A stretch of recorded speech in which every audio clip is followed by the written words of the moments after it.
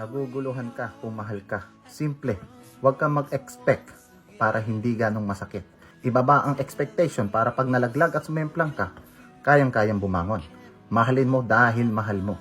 Hindi yung mamahalin mo para maghangad ng kapalit. Yung mamahalin ka ng pabalik. Maraming problema, maraming balakid.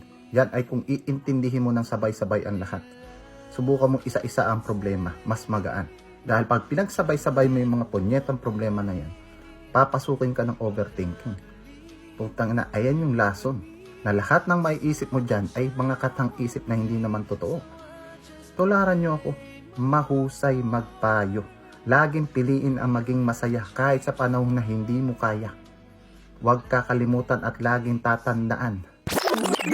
Naalala ko bigla, puta, pareho lang pala tayo. Only love can say